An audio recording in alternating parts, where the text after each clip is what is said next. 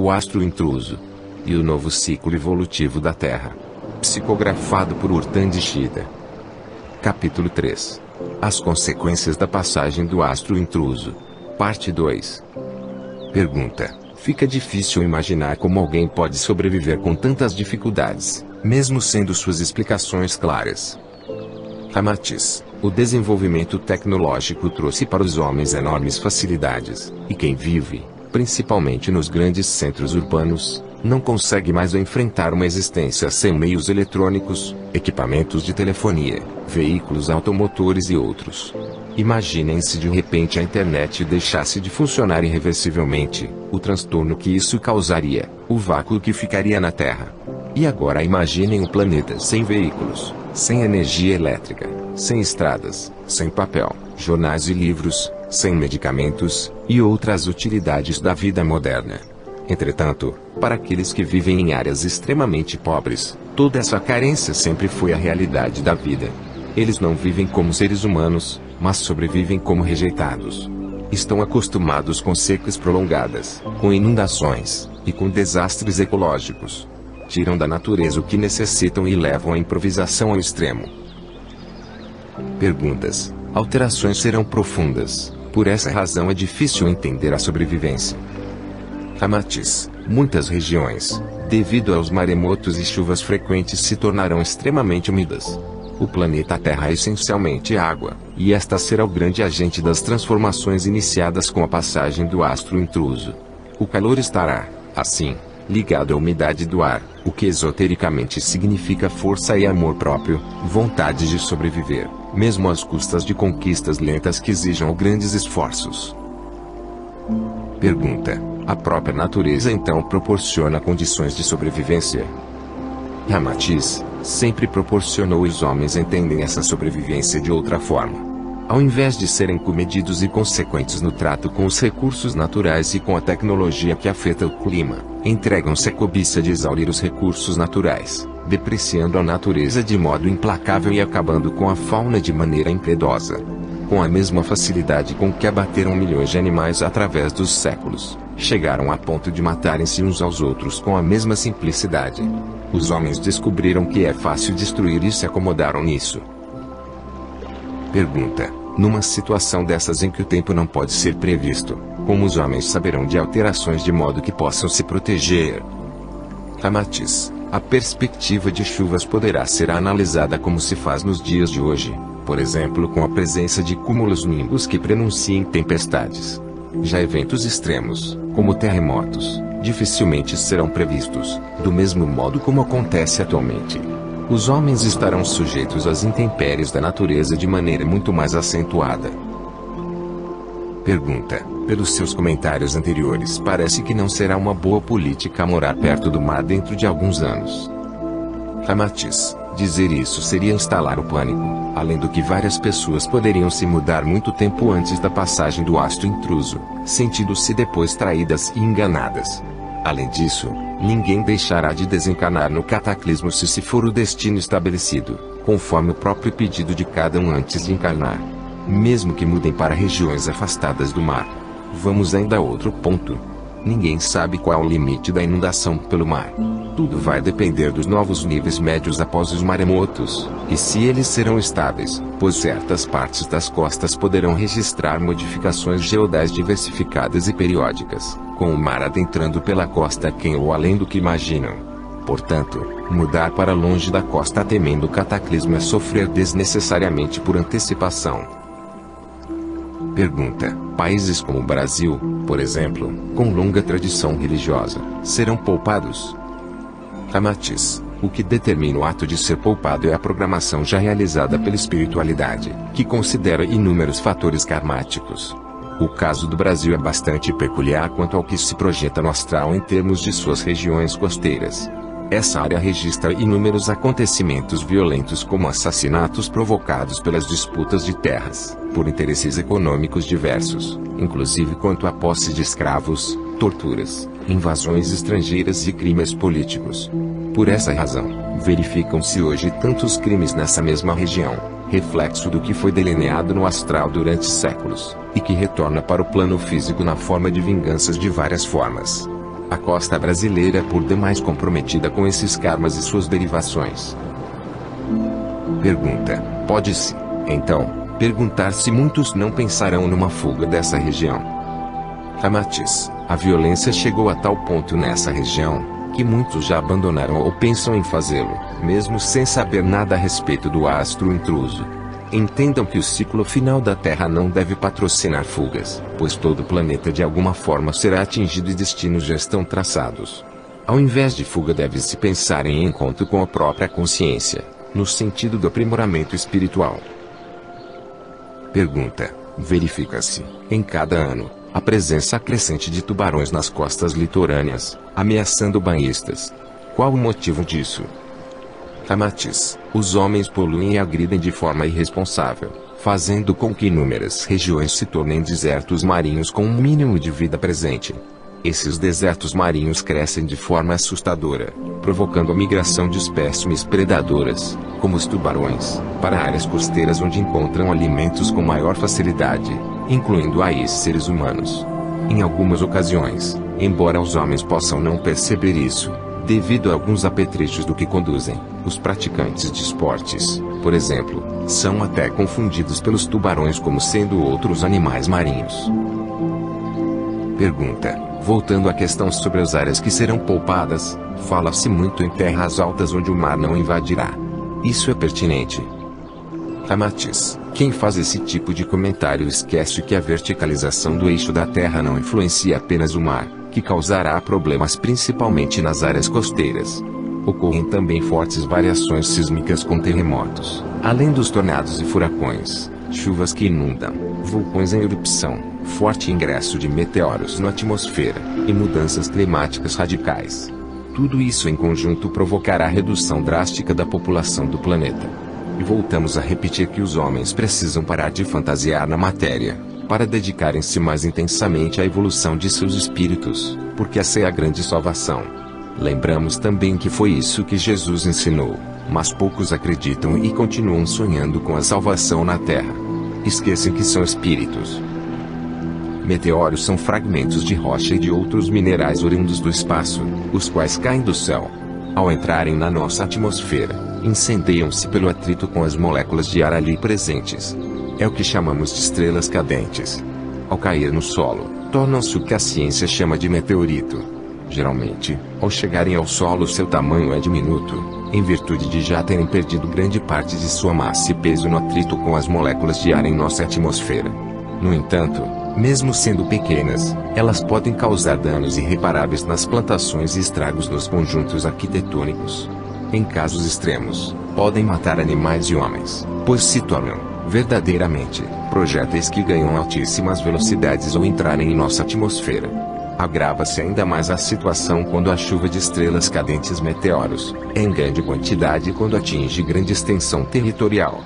Possivelmente, será isso que acontecerá quando da passagem do astro intruso que, devido ao seu magnetismo, atrairá para si, durante sua jornada de 6.666 anos, outros corpos celestes que vagam pelo espaço. Ao tangenciar a órbita terrestre, tais corpos serão imantados pelo magnetismo da Terra, precipitando-se, assim, a chuva de meteoros incandescentes. Nota de Lux Victor.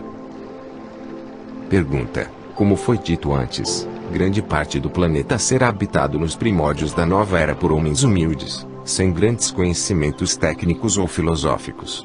Como será possível transmitir o conhecimento para as gerações futuras considerando a destruição do parque industrial da Terra? Ramatiz: vamos entender a difusão do conhecimento de três formas básicas. A primeira pelos registros guardados sob qualquer forma, mesmo que primários. Algumas partes consideráveis da Índia, do Nepal e do Tibete serão conservadas, tornando-se, a exemplo de outros cataclismos, importantes canais de propagação do conhecimento espiritual. Essa é a razão pela qual há tantos milênios antes de Jesus o hinduísmo já defendia valores nobres para a humanidade. Foi uma herança deixada pela geração que enfrentou o cataclismo anterior. Considere-se também que a cadeia do Himalaia permanecerá, e o Everest ainda se tornará mais elevado, sustentado pelas placas convergentes da crosta terrestre ao seu redor, em fenômeno orogênico. E em torno dele as falanges de luz continuarão intuindo e propagando as manifestações do Logos, patrocinando uma outra forma de difusão do conhecimento para os habitantes da Terra, por via eletromagnética. Finalmente, não se deve esquecer que ondas migratórias vindas de outros orbes trarão para o planeta um reforço evolutivo através do DNA muito mais aprimorado. Pergunta: suas mensagens enviadas na década de 50 esclarecem que os mantras na Terra são remanescentes dos povos lemurianos e atlantes. Essa é mais uma assertiva de que os indianos herdaram tais ensinamentos, sendo responsáveis pela divulgação deles na atual era. Ramatiz, principalmente a partir dos lemurianos, cujos viajantes levaram até a região em torno do Himalaia grande conhecimento a respeito. Desde a sua criação, a Terra já atravessou mais de 350.000 cataclismos ou apocalipses provocados pelo astro intruso, mas a grande maioria corrigindo vibrações primárias e negativas que envolviam o orbe, ainda sem a presença do homem. Quando um planeta é criado, primeiro é estruturado pela espiritualidade o seu campo inferior, necessário ao estabelecimento da matéria grosseira, pois não é possível construir corpos densos de tal espécie em campos superiores do astral. Depois, então, arquiteta-se a aura planetária e, a partir daí, com o que está plasmado no campo etéreo, cria-se o corpo denso do planeta. Por essa razão diz-se que a matéria é resultado do que já foi gerado no astral. E para que algo exista materialmente é fundamental uma contraparte etérea, o espectro ou molde daquilo que é materializado. Mas, nessa fase inicial, de extrema perturbação, intensas vibrações negativas são acumuladas, atraindo energias similares que vagam pelo universo. E a função do astro intruso nesse período é imantar tais energias, para que, gradualmente, o planeta se torne um habitat destinado à evolução de encarnados, ou de espíritos ainda em evolução. Houve momentos nos primórdios da Terra em que ela foi ocupada por espíritos encarnados em estágios primaríssimos, mas cuja presença foi apagada pelos inúmeros cataclismos. Os homens atualmente não têm qualquer vestígio dessas eras iniciais da humanidade. Pergunta: vamos ver por outro prisma. O que os homens criam na Terra também não é plasmado no astral. Ramatiz: tudo aquilo que é criado pelos homens em sua morada física, mas fruto de suas vontades mentalizadas, é plasmado também nos campos etéreos. O produto evolutivo desses pensamentos, que contribui para o progresso espiritual, concentra-se na esfera superior, sendo ali mantido para que tenha sustentação e continuidade na Terra, enquanto que as negatividades ficam armazenadas no campo inferior, que serve como base existencial do planeta. E justamente sobre esta faixa é que o astro intruso age, imantando tais vibrações e plasmas para seus planos denso e etéreo. A partir do momento que são retiradas da aura terrestre, deixam de agir sobre o plano denso, no que se denomina de higienização planetária. Pergunta: apenas a Índia herdará os conhecimentos? Ramatiz: a Índia continuará uma das herdeiras, com outros grupos de sobreviventes do Ocidente mantendo também os conhecimentos cristãos.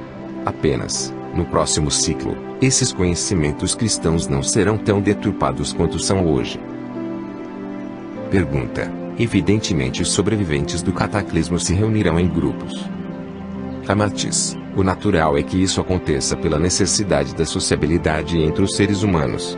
Da mesma forma que náufragos, ao aportarem diversos pontos de uma ilha deserta, aos poucos vão se localizando e agrupando. Os sobreviventes inicialmente tentarão identificar locais seguros para viver, organizando pequenas comunidades perto de lagos e de águas naturalmente represadas. Peixes estagnícolas serão fonte de alimentos, bem como frutas, legumes e verduras. Mas logo serão também utilizadas armas artesanais feitas de madeira e de pedras para a prática da caça na obtenção de carnes de animais pequenos.